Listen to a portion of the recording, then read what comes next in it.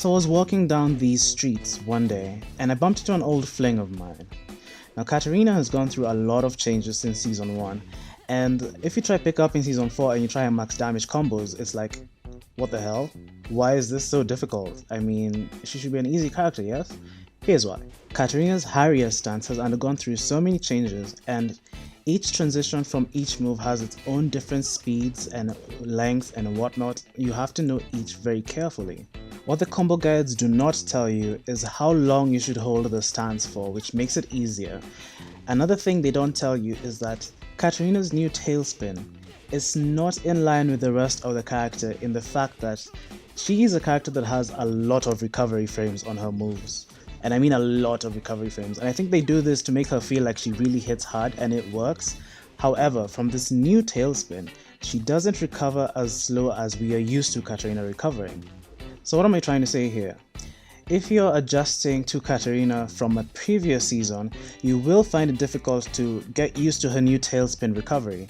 However, and I can only speak from theory, if you're just picking up the character, you shouldn't have trouble doing her max damage combos.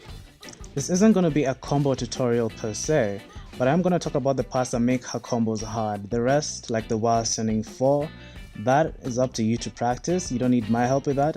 All you need to know is just how to use the HAR stance to your advantage and which combo routes are the best. Let's start with what should be your basic bread and butter combo from a hop kick.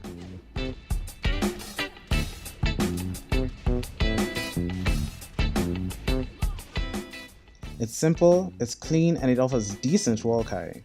Another thing the combo guys don't tell you is how long to hold the stance when you want to do the combos.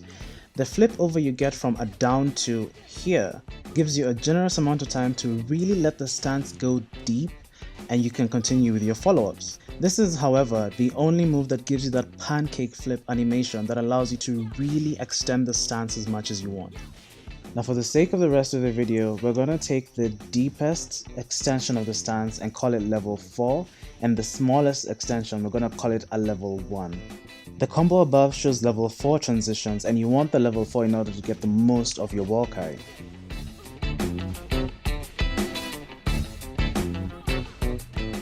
The above combo offers the max wall carry, level 4, level 2, level 3, dash level 4. Of course, saying it like that makes it sound way too complicated. However, this is something you do get the feel of the more you play and practice with the character. And once you get the feel of it, it becomes second nature to you.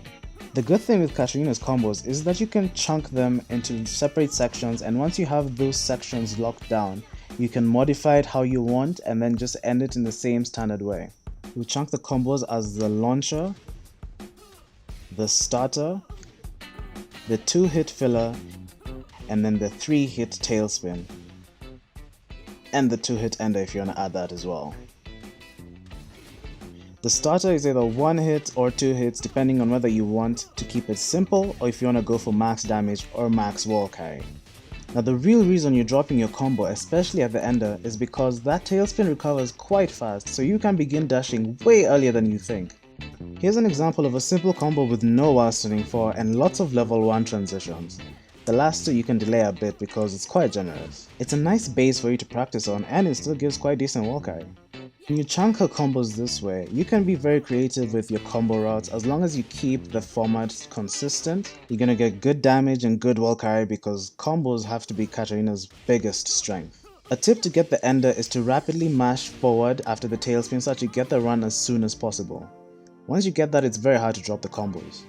Armed with that knowledge, your work now becomes going around the character and finding which launcher goes with which starter, because they do differ. All you have to remember is the starter, the filler, and the tailspin will most likely be the same with very slight variations here and there. One major variation is the 4-4-4 filler, which is the max damage route depending on what starter you use. If you've noticed by now, the combos are either doing 9 hits for the simple ones and 10 hits for the more complex wall carry ones. This still follows the same format even though the combo structure is a bit different. With that being said, I think with all this knowledge now you should know how to maneuver around the combos for Katarina in Season 4. You can watch the rest of his combos, realize that they do follow the same format even though their combo route might look wildly different. Enjoy!